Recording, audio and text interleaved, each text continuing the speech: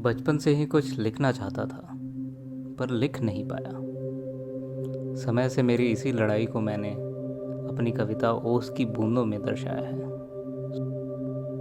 ओस की बूंदों पे किताबें लिखना चाहता हूँ।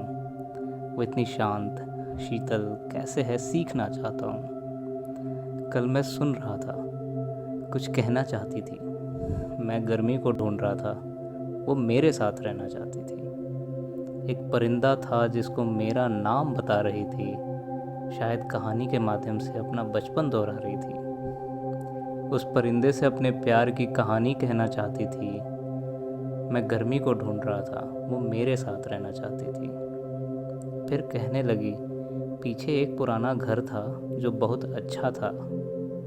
उसमें एक परिवार रहता था जिसमें एक छोटा बच्चा था। घर की अलग अलग कमरों से उस बच्चे का बचपन जुड़ता था। एक कमरा पिता की ओर तो दूसरा माँ की ओर खुलता था। और भी कमरे थे भाइयों बहनों के लिए, दादा दादी के लिए, फूआ के लिए।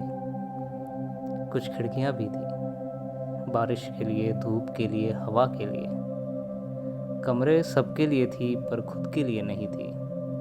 जैसे खिड़कियाँ सबके लिए थी पर ओस की बूंदों के लिए नहीं थी। खुद को तो बस वो छत पे ही ढूंढ पाता था। आसमान में ख्याली पतंग उड़ाता था। ओस की बूंदें भी तो उसको वहीं मिल पाती थी। मैं दूर भाग रहा था, पर यादें बहुत बाकी थी। फिर कुछ कहा उसने, शायद अपना बचपन बताना चाहती थी। पर मैं समझ गया था, मैं ही वो परिंदा हूँ, वो यही समझाना चाहती थी। फिर कहने लगी, अब हम बड़े हो गए हैं। बचपन में तो नहीं होते थे, पर अब समाज का कानून लागू होता है। पर मैं तो अब उससे प्यार करने लगा था, और ये नियमों से कहाँ काबू होता है। मैंने उससे कहा मुझे उससे प्यार है, पर ये ना समझना कि मैं समाज से डर जाऊंगा। मैंने कहा अगर तुम ना मिली तो मैं शायद कुछ ना कर पाऊंगा। उसने कहा उसे समा समझूं मैं, अगर पास गया तो जल जाऊंगा।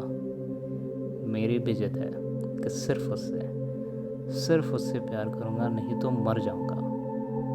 उसने कहा वो तो बस एक मौसम है, बदल जाएगी, सुबह होगी और चांद की तरह ढल जाएगी। मैं समझ नहीं पा रहा था कि वो क्यों बदलना चाहती थी।